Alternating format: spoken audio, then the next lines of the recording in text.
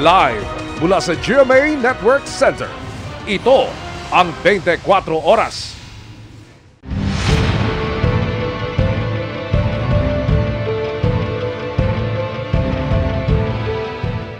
Magandang gabi po, Luzon, Visayas at Mindanao. Nakakalungkot na habol sa undas ang pagkasawi ng halos 20 sa katatapos lang na barangay at sangguniang kabataang election. May mga nadeliring botohan kaya ngayong araw lang ikinasa at may mga alkalde ring nanghihimasok umano sa bilangan. Sa ilang lugar naman, tabla ang resulta ng eleksyon, kaya ang solusyon, toss coin. Nakatutok si Tina Panganiban Perez. Ang dikitang laban sa pagkabarangay chairman sa isang barangay sa nakangilang abra, idinaan sa drawlots o bunutan. At nang madeklara ang panalo, nagkamay naman ang magkabilang panig. Isa ang drawlot sa mga aprobadong paraan para mabreak ang isang tie sa eleksyon.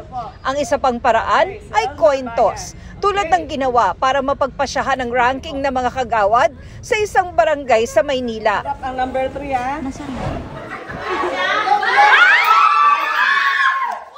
Miss Universe naman ang tiebreaker na ito para sa ranking ng mga SK kagawad sa Coronadal. Ayon sa COMELEC, ang tie sa maraming barangay ang dahilan kung bakit hindi pa nakakapagproklama ng mga nanalo sa ilang lugar. Pero nagbigay na ng ultimatum ang COMELEC. We should proclaim the winning candidates at all costs today. Pero may mga lugar daw na hindi makapagproklama ang COMELEC dahil sa panghihimasok daw ng mga mayor. Kasi pinapakialaman ng mga ilang mayors, lalo dyan sa may bandang area ng Bicol. Huwag nyo kami pakikialaman. Kung bata nyo yung natatalo, wala kami pakialam doon. Hindi naman kami nagpatalo doon sa mga bata-bata ninyo. May ilang barangay naman na wala pang proklamasyon dahil na-delay ang botohan. Mahigit 1,000 botante sa 5 barangay sa Lanao del Sur at Calbayog City ang ngayong araw pa lang magbobotohan. Meron pong 5 na presinto na hindi na-deliver eksakto yung mga eleksyon parapernalya. Kung sakaling hindi ma-deliver ang eleksyon parapernalya na lampas ng alas 12 ng tanghali, the remedy is to continue the election either on the same day or on the next day. Sa kabuuan, sabi ng COMELEC, mapayapa ang naging eleksyon. Yan ay kahit pa may 19 na naitalang nasawi at 19 din ang nasaktan. So, statistically speaking, very minuscule siya compared to the population. At doon naman sa skirmishes with the mayor and other personalities, kalimitan po canvassing na yun, o proclamation na actually, yung kay chairman. So tapos na yung electoral process. So generally peaceful pa din, ma'am. Pinamamadali naman ng COMELEC ang pagbabayad ng honoraria sa mga gurong nagsilbi sa eleksyon sa linggong ito, kahit may 15 araw para gawin ito. May financial assistance din para sa mga gurong nasaktan at nagkasakit dahil sa election duty. Para sa GMA Integrated News, Tina Panganiban Perez, nakatutok 24 Oras. Nakaligtas nga sa gera pero tila nanakawa naman ang ilang Pinoy mula sa Israel na nagbalik bansa. Sira ang ilan nilang bagahe, ang ilang gamit naman nawawala. Nakatutok si Sandra Aguinaldo. Matapos ang tensyong naranasan nila sa Israel, mainit na sinalubong ang mga Pilipinong balik bansa ng mga kinatawa ng iba't ibang ahensya ng gobyerno. Sinikap silang pangitiin ang mga tulong pinansyal at pangkabuhayan. Ayos na sana, pero nang kunin ng ilan sa kanila ang kanilang bagahe, tsaka nila na lamang may ilang bagay na nawawala. Wala po yung nawawala. Mga sapatos, maraming sapatos po. Wala na dito. Wala na. Wala po yung bagahe ko. Yung isang malaki, yung pong aking mga gamit lahat. Yung short na branded, saka yung chocolate na 6 piraso. Tapos yung susi po. Talagang pinaklas sila. Bawas ako. Ang mga Pinoy ay galing sa Tel Aviv, Israel. Nag-stop over sa Abu Dhabi. Tsaka bumiyahing pa Manila. Tinulungan naman ng OWA o Overseas Workers Welfare Administration na mag-file ng kanilang reklamo sa airline na kanilang sinakyan ang isa sa mga OFW na nawalan ng bag. Nangako din ng OWA na tutulungan ang mga OFW na mag-follow up sa kanilang reklamo. Sinusubukan pa naming makuha ang panig ng airline na kanilang sinakyan. Para sa GMA Integrated News, Sandra Aguinaldo, nakatutok 24 oras.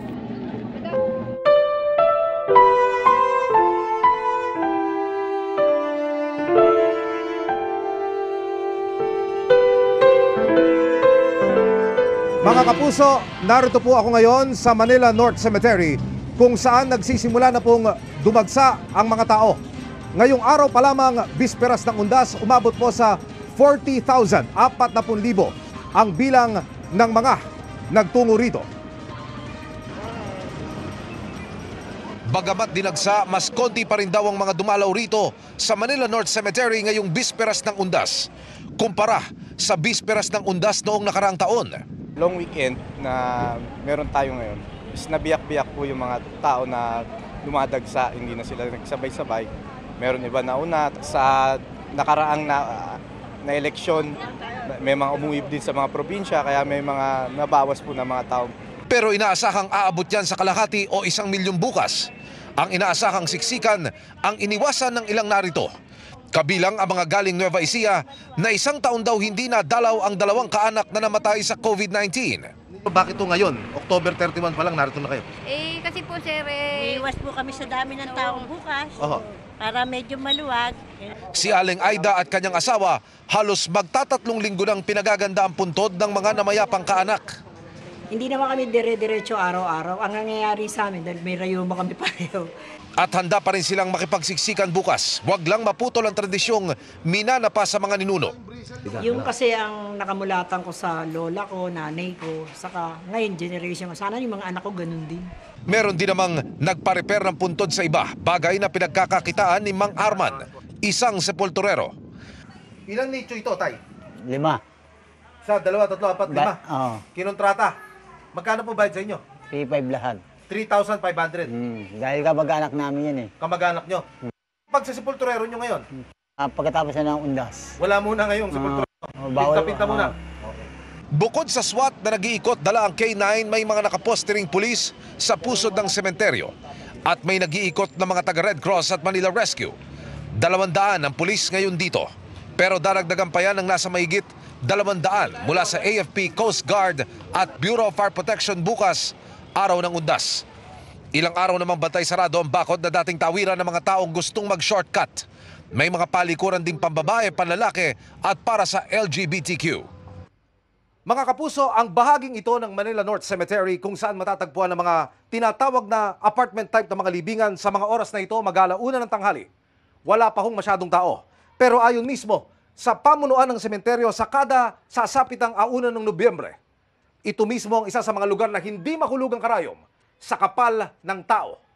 Samantala ang himlayan ng mga namayapang naging tanyag sa politika at showbiz, nakagayak na rin.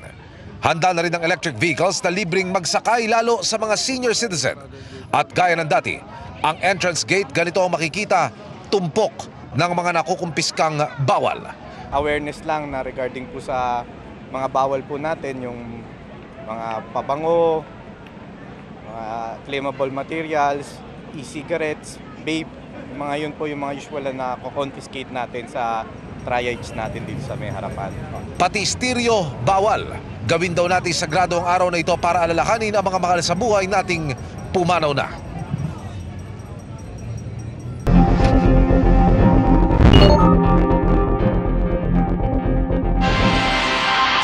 Binuntutan pero hindi napigilan.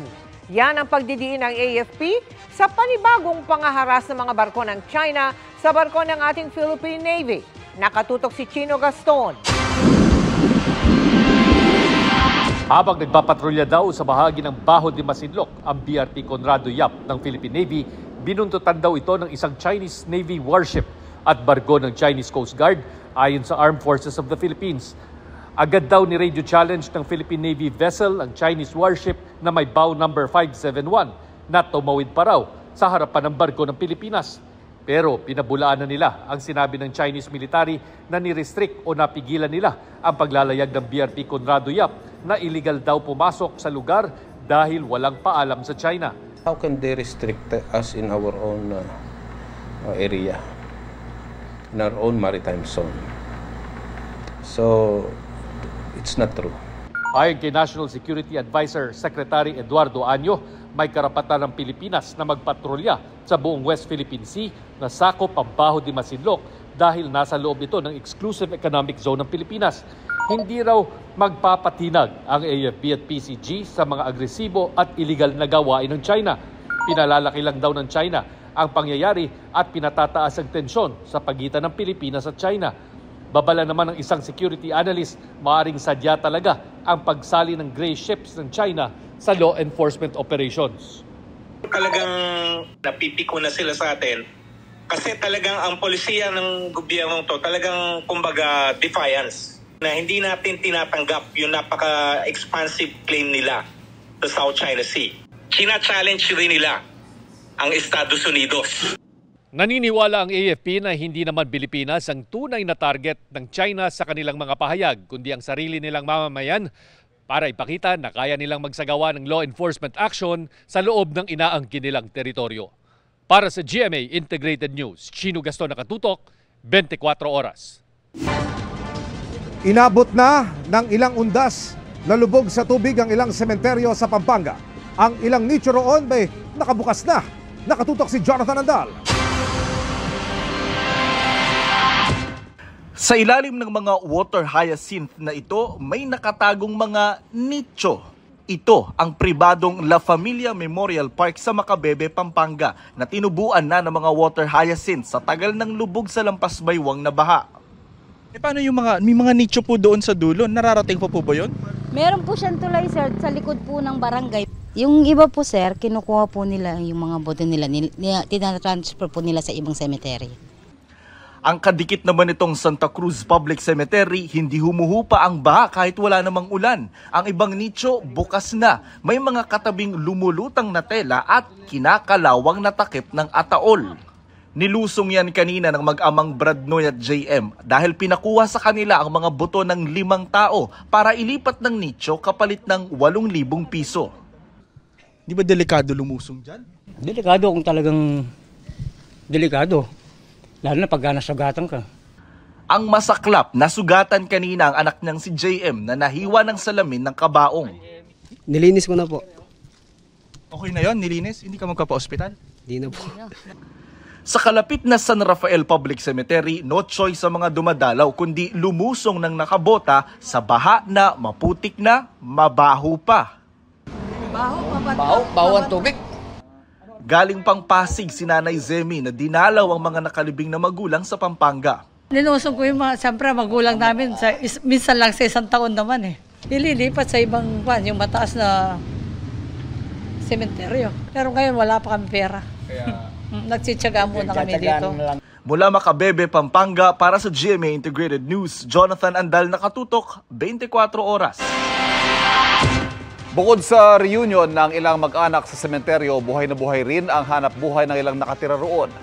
Mula sa Manila South Cemetery, Nakatutok Live, si Mav Gonzalez. Mav? Iba, nasa 15,000 ang dumating ngayong araw dito sa Manila South Cemetery at yung mga nakatira nga sa loob ng sementeryo, sinamantala na yung pagkakataon na kumita kahit paano. Tanghaling tapat nagkakalkal ng talahib ang magkapatid na Ernie at Cora sa Manila South Cemetery. Hindi kasi nila mahanap ang puntod ng mga kapatid. Hindi lang kami nakapunta kasi maulan noong panahon na yun, last year.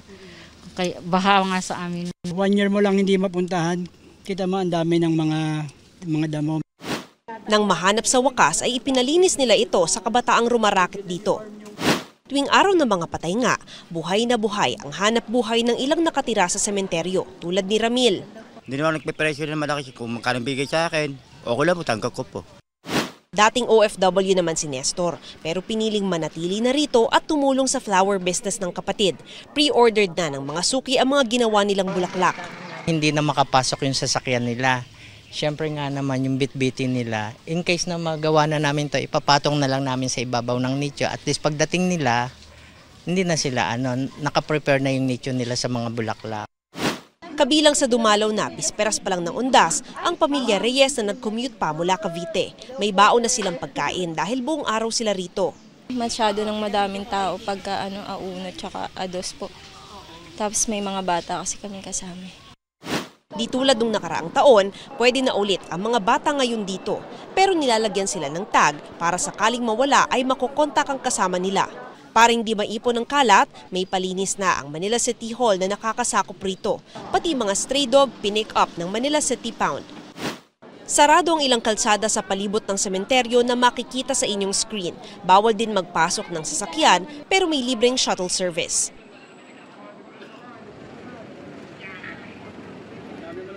Ivan, sarado na ngayon ang Manila South Cemetery. Bukas alas 5 ng umaga ulit itong magbubukas at alas 6 ng umaga naman magsisimula ang libreng shuttle service. Paalala naman po sa mga pupunta rito, kung maaari ay magdala kayo ng sarili ninyong trash bag at clean as you go. Ivan? Maraming salamat, Mav Gonzalez.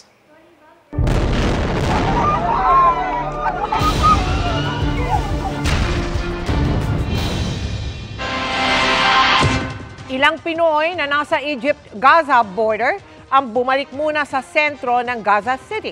Kahit patuloy itong inaatake ng Israel dahil pinagkukutaan ng grupong Hamas. Ang detalye niyan, tinutukan ni Rafi Tima live mula sa Giza sa Egypt. Rafi? Mel, pasado alaw na ng hapon ngayon dito sa Egypt kung saan patuloy tayong nagmamonitor sa mga nangyayari nga sa Gaza. At sa huling pakikipag-usap ng Philippine Embassy sa Amman, Jordan, maayos naman ang lagay ng mga Pinoy na bumalik nga sa Gaza City na isa sa mga sentro ng pambobomba ng Israeli Defense Force. Patuloy naman kinokontak ng ang 10 Pilipino na kabilang sa isang pamilya na hindi pa rin nila nakakausap mula nang maputol ang komunikasyon sa ilang bahagi ng Gaza. Ilang araw na ang nakakaraan.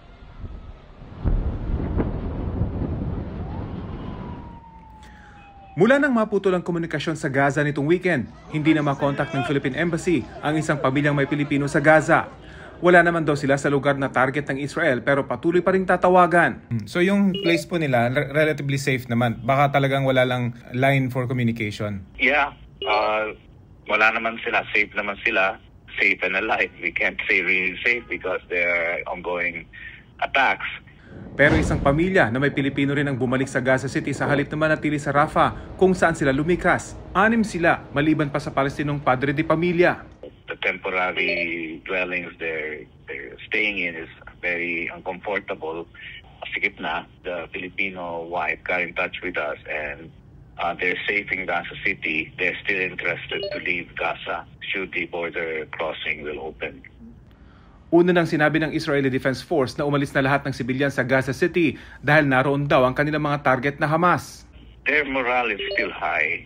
They're hopeful that they will be allowed to exit Gaza as soon as possible time. Umaasa ang lahat dahil simula umaga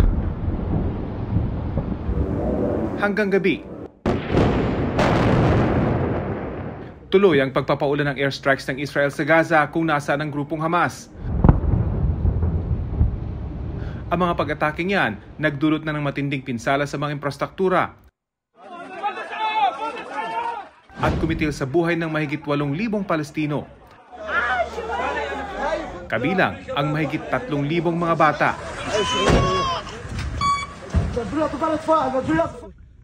Bukod sa kaliwat kanang pag-atake sa himpapawid, patuloy rin ang ground attack ng Israel. Gaya na lang ng sasakyang ito habang paliko sa kalsada. Bigla na lang sumabog. Ang pamilya ng mga Israeling hostage hindi maiwasang mangamba para sa kanilang mahal sa buhay na hawak ng grupo. Lalo't sabi mismo ng Hamas, ilang bihag nila ang nasawi noon dahil sa mga pag-atake ng Israel. Inilabas naman online ng armed wing ng grupo ang video ng 3 nagpakilalang Israeling bihag nila. Sa video, nanawagan ng bihag kay Israeli Prime Minister Benjamin Netanyahu na palayain ang lahat ng nakabilanggong Palestino sa Israel kapalit ng kalayaan nilang mga bihag na tinatayang nasa 200 hanggang 250. Wala pang pahayag ang Israeli government kaugnay rito. Pero nauna na nilang tinawag na psychological warfare ang mga inilalabas na video ng grupo.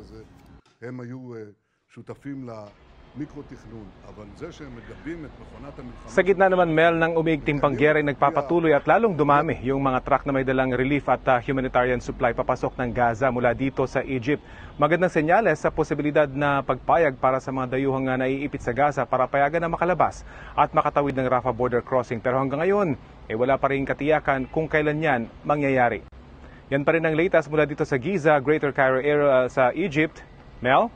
Maraming salamat sa iyo, Rafi Tima. Nag-uulat live mula sa Giza sa Egypt. Abala na rin ang marami nating kababayan sa Visayas sa paghahanda para sa undas. At live mula sa Cebu, nakatutok si Luan May Rondina ng GMA Regional TV Balitang Bisda. Luan?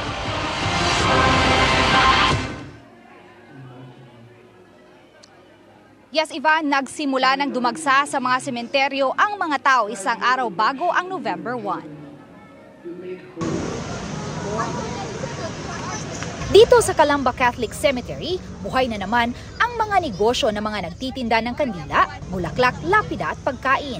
Isang lane ng kalsada sa Virama, katabi ng entrance at exit ng nasabing sementeryo, ang ipinasara para gawing display area sa lahat ng mga nagtitinda.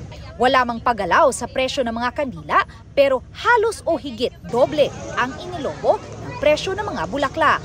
Hanggang 50 pesos ang naka-plastic cup at hanggang 200 pesos na ang bouquet. Dili pang adlaw sa minatay, nagmahal na gyud siya. Dito pa lang sa carbon, mo range siya ka ng 600 ang palit sa usa ka kuan, sa usa ka klase nga buwak.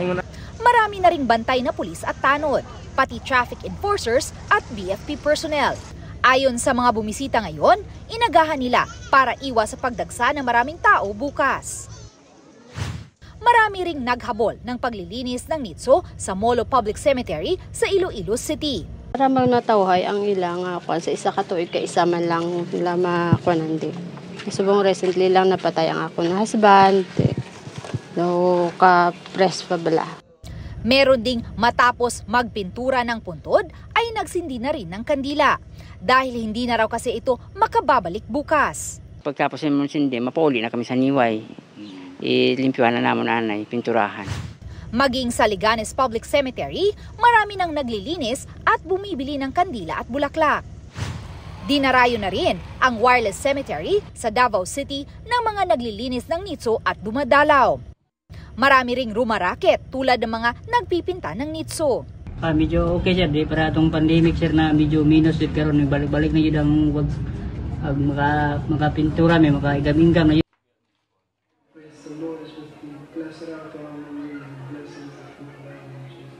Ivan, dahil wala ng restrictions, inaasahang dadagsa ang mas maraming tao simula bukas November 1. Pero hindi pa rin pinahihintulutan ang pag-o-overnight dito sa loob ng Calamba Catholic Cemetery. Ivan? Daghang salamat, Luan May Rondina ng GMA Regional TV Balitang Bisdak. Parang walang araw ng patay. Dahil buhay na buhay ang turismo sa Boracay. Ang ilang ganap doon tinutukan live ni John Sala ng GMA Regional TV 1 Western Visayas. John? Mel, marami ng mga turista ang dumating dito sa isla ng Boracay at inaasahan ngang bukas ay dodoble pa ang bilang ng mga maglulong weekend dito sa Boracay. Ngayon nga ay feel talaga ang party life dito sa Boracay, lalo na dito sa beachfront dahil sa mga pakulo at parties ng mga establishmento at bar dito sa beachfront. Sa kabila ng naranasang panakanakang pag-ulan sa isla ng Boracay ngayong araw, hindi nito naapektuhan ang plano ng mga bakasyonista na nais mag-enjoy sa world-class tourist destination.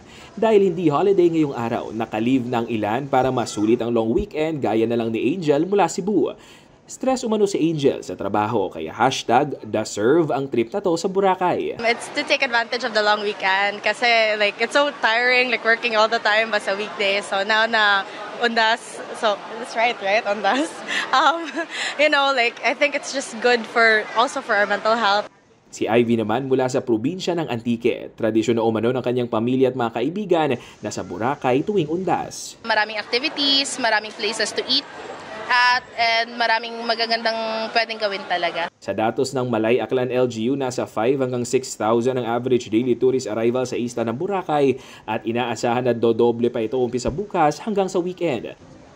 Inaasahan naman ang masayang nightlife sa isla sa pagdagsa ng mga tao. Ayon sa ilang establishmento ay may nakahanda silang mga Halloween party umpisa mamayang gabi. Siniguro naman ng Malay Police na nakahanda sila upang masiguro ang kaligtasan ng mga bisita.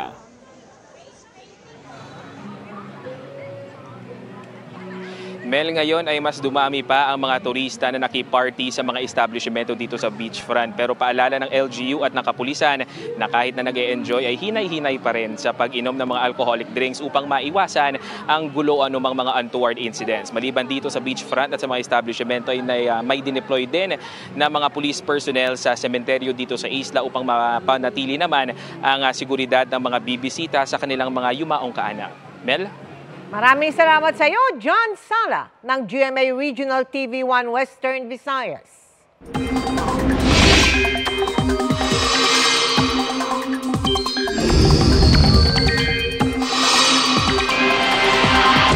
Magandang gabi mga kapuso. Tuloy-tuloy ang paglapit sa lupa ng minomonitor nating low pressure area pero unti-unti na rin itong hihina sa mga susunod na araw. Yun nga lang, kahit tuluyang mawala ang LPA, uulanin pa rin ang ilang bahagi ng bansa ngayong undas.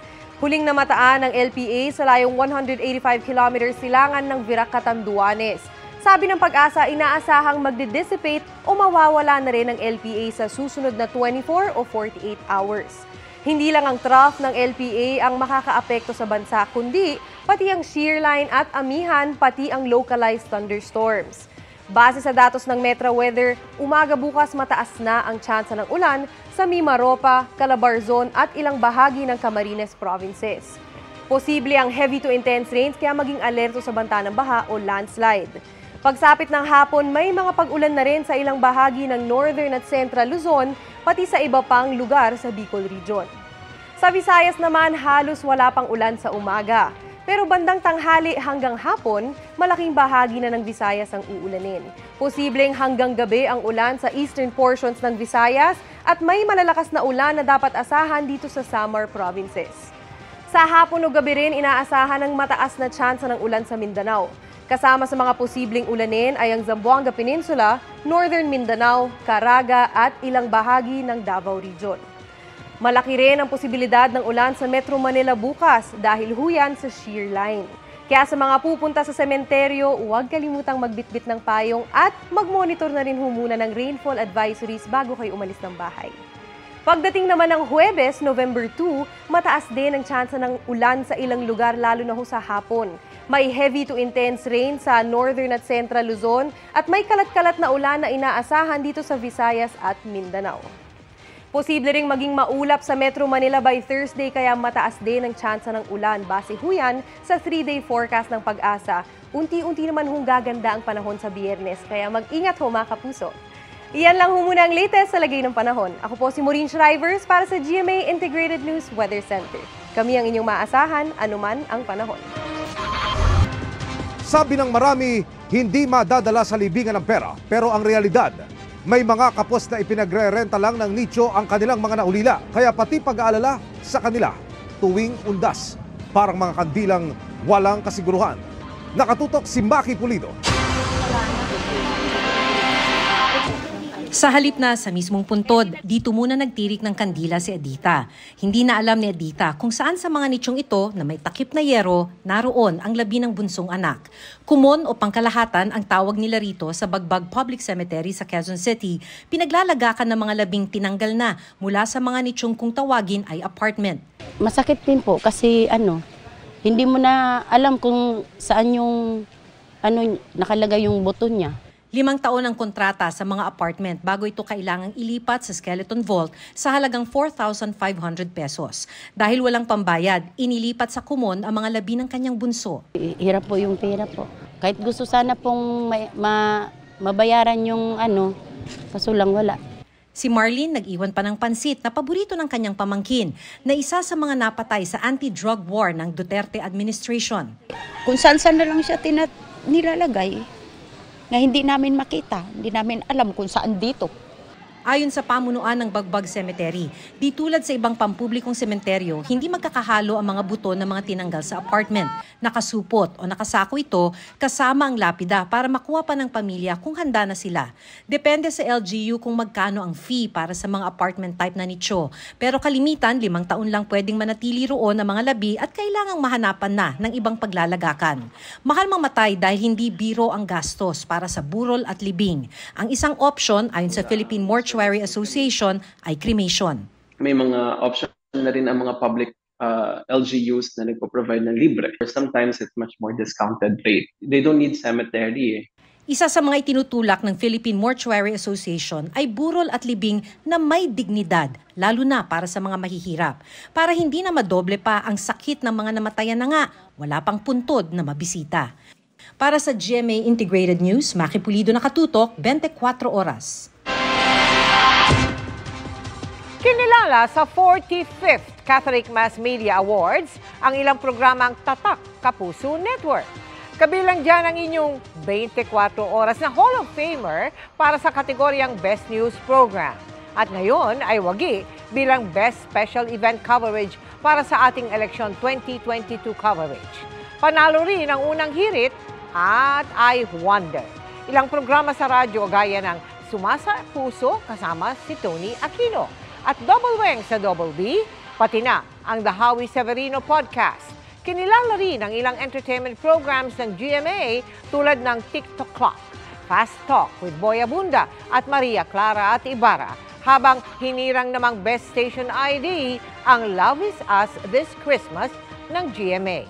Ginawaran naman ng Servium Award ang namayapang radio and broadcast legend na si Mike Enriquez at special citation sa ilan pang kapuso program sa radyo at TV.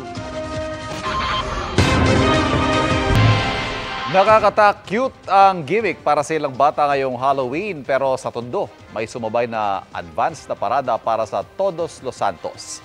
Panoorin sa live na pagtutok ni Mark Salazar. Mark, nata-cute ka ba? Medyo, pero wala na mga costume kasi kaya cute na lang. Alam mo, Halloween party event ang tawag nila dito. Sa dahilan para mag-bonding ang pamilya at ang komunidad. Hindi naman kailangan magarbo ang party nila dito sa Tondo, basta kinarir. Tingnan nyo naman kung paano kinarir ng parents ng Barangay 53, Tondo, Maynila, ang entries nila sa Halloween Costume Contest. Dahil uso online si Wednesday ng Adams Family, uso rin siyempre ang costume sa party. At nagkalat din ang mga tiyanak na pinaka-challenging atang karirin.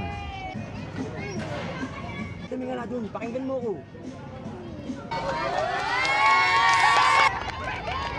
Pero ang hindi ko kinaya itong entry na nasa kabaong. Pinipilit pang mag-in character ng bata na kunwari patay siya. Pero mabuhay ang patay. Bangon! Bangon!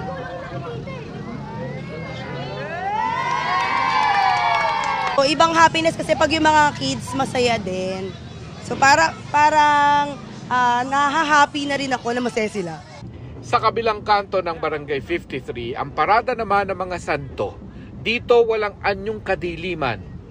Sa March of Saints, tampok ang larawan ng mga santong naging martir para sa pananampalataya. Sa dulo ng prosesyon ang mga nagro-rosaryong mga residente.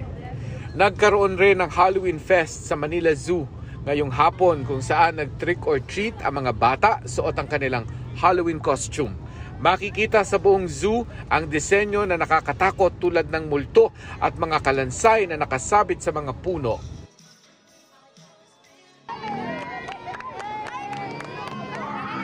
Taon-taon nilang tradisyon yung Halloween party dito dahil itong komunidad na ito napakahilig sa community bonding.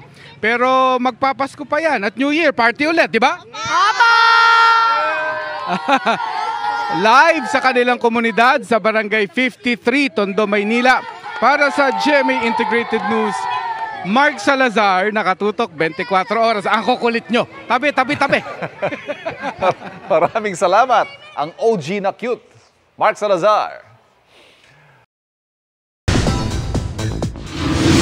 All set and ready na si Sparkle Star and Miss Universe Philippines 2023, Michelle Marquez D, para i-conquer ang Miss You stage. Hello,